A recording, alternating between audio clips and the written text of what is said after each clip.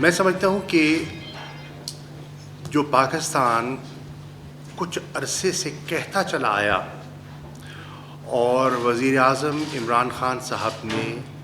جو بڑا دو ٹوک پاکستان کا موقف، کشمیریوں کا موقف اقوام متحدہ کی جنرل اسمبلی میں پچھلے سال پیش کیا،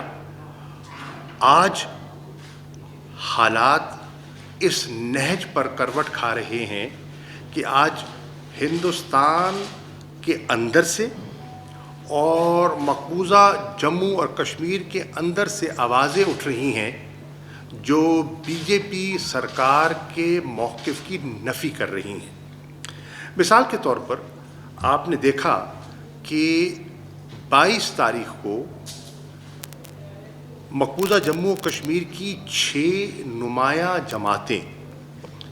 ایک جوائنٹ سٹیٹمنٹ دیتی ہیں، ایک ڈیکلریشن پر سگنیٹری اپنے سگنیچرز، اپنے دستخط وہ کرتے ہیں، جس سے کہ وہ کہتے ہیں کہ نریندر مودی سرکار نے 5 اگست 2019 کو جو اقدامات اٹھائے،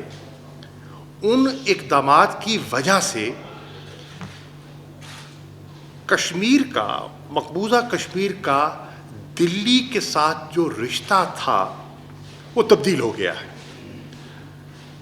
They have altered the relationship with New Delhi، یہ وہ کہہ رہے ہیں۔ وہ یہ کہہ رہے ہیں کہ یہ جو اقدامات جن کا انہوں نے اعلان کیا تھا، ان کی نظر میں پاکستان کا موقف تو آ ہی چکا ہے، آپ جانتے ہیں، ان کی نظر میں غیر آئینی ہے۔ ان کی نظر میں وہ سمجھتے ہیں کہ ریلیشن شپ بھی آلٹر ہو گئی۔ ان کی نظر میں وہ سمجھتے ہیں، اور آج بہت سے کشمیری دونوں اطراف کہہ رہے ہیں کہ جو کشمیر کی حق خود ارادیت کی جد و جہد ہے وہ ایک نئی کروٹ لے رہی ہے، جو 1989 سے جاری ہے،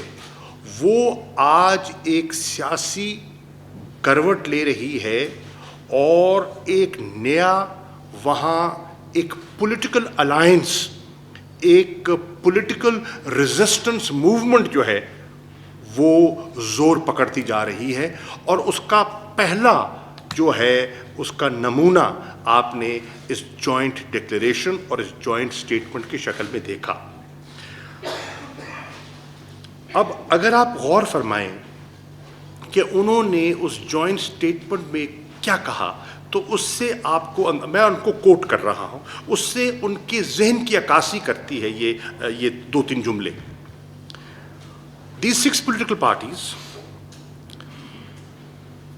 they are saying that political activities, یعنی کہ their political activities will be subservient to the sacred goal of reverting to the status of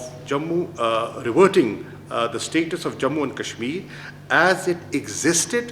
on the 4th of August 2019۔ یعنی کہ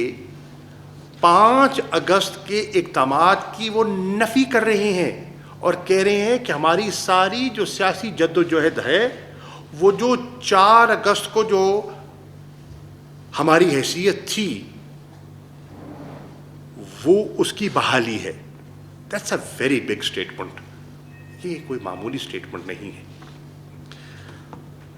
اور وہ کہہ رہے ہیں کہ یہ جو بی جے پی RSS سرکار کا جو اقدامات تھے یہ غیر دانشمندانہ تھے اور غیر آئینی تھے، اور ہم انہیں مسترد کرتے ہیں، اور ہم اس عزم کا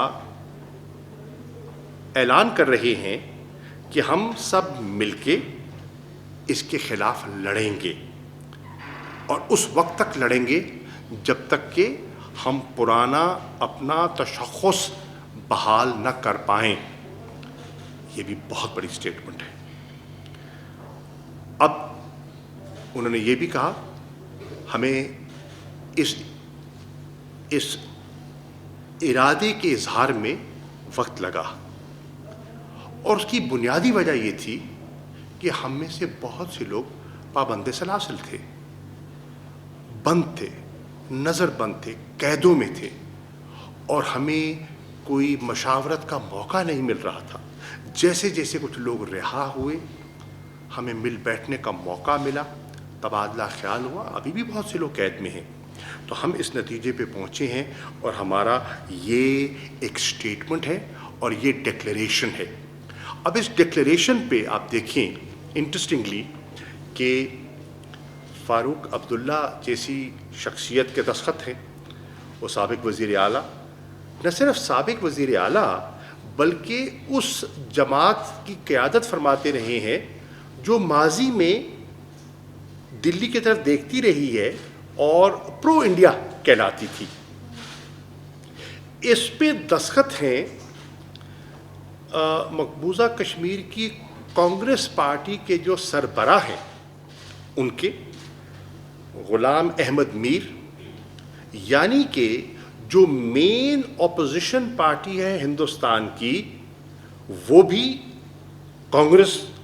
ان کی تائید کر رہی ہے، اس موقف کی تائید کر رہی ہے، اور یہ کوئی معمولی چیز نہیں ہے۔